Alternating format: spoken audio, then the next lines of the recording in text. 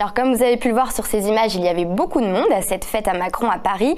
40 000 personnes selon la préfecture de police, 100 000 selon les organisateurs et 160 000 selon la France Insoumise ont battu le pavé entre la place de l'Opéra et celle de la Bastille.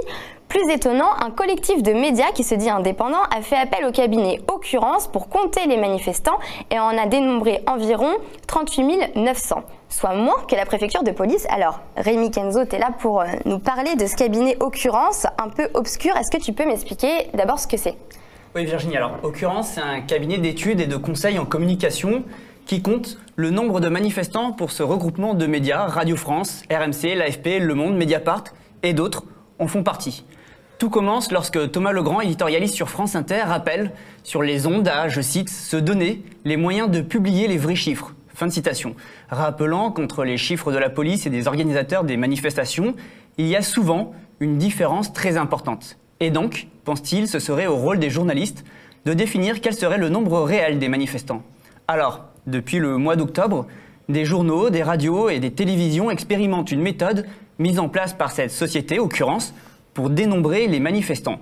Ils se sont regroupés, ils recourent ensemble au service de ce prestataire qui a l'habitude d'utiliser ces outils pour mesurer le nombre de participants dans des salons professionnels ou divers événements professionnels. Et parmi leurs clients, il y a eu la SNCF et même dans le passé la CGT. Pour cela, ils utilisent des capteurs qui couvrent la totalité de la route, y compris le trottoir, là où ils sont posés. 2 capteurs vidéo sont installés à 8 mètres du sol. Il y a un seul point fixe, donc une seule ligne de comptage au début du trajet. Alors attends Rémi, je te coupe, mais nous on a couvert tous les deux la manifestation. On a quand même vu que cette manifestation est partie de la place de l'Opéra et allée à République et ensuite sur la place de la Bastille. Donc il y a des gens, on imagine, qui ont juste fait Opéra, Bastille, ou qui sont République, ou qui sont partis de la place de la République. Donc là, il fallait passer devant ce point fixe pour être comptabilisé, si je comprends bien. Toute personne qui franchit la ligne virtuelle est comptée. À ce niveau-là, bon... Qui était rue Réaumur. Voilà. Donc si vous commencez à la place de la République, vous n'étiez pas compté comme un manifestant. Oui, voilà. Mais en vrai, le principal hic, c'est que l'algorithme utilisé appartient à une société privée, Eurecam. Il est breveté.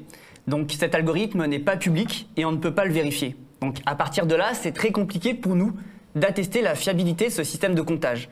On a interviewé Assa El Hadari, le président d'Occurence, et je lui ai demandé comment il procède. Il nous a expliqué, il déclare vouloir faire la transparence à la condition que les médias partenaires soient d'accord. Je vous propose de l'écouter. On peut organiser un recomptage public de cette bande. Ce que je vous propose, c'est de recompter une bande. Et c'est pas une manière de vérifier l'algorithme, mais c'est une manière en tout cas de vérifier le chiffre qui a été diffusé. On a dit que cette bande elle était aussi disponible pour qu'ils viennent. Par exemple, chez nous, il faut s'armer de temps. Quand on fait du image par image, il faut prévoir à peu près 10 vient pour recompter. En tout cas, moi je le souhaite. Moi, à titre personnel, je le souhaite.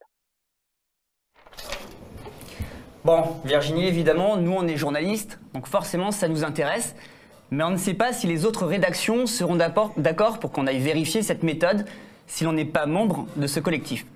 Mais si c'est possible, j'irai voir ces bandes de comptage avec plaisir. Mais est-ce que, Rémi, c'est vraiment possible de compter des manifestants qui sont en mouvement, qui ne sont pas statiques ?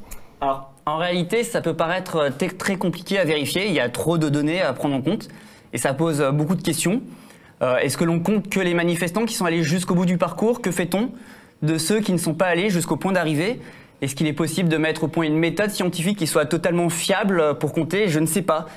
Personnellement, je suis assez sceptique. En tout cas, le mieux pour le savoir serait d'accéder à toutes les méthodes en totale transparence, de toutes les tester à plusieurs reprises et dans plusieurs contextes pour vérifier leur reproductibilité et les comparer.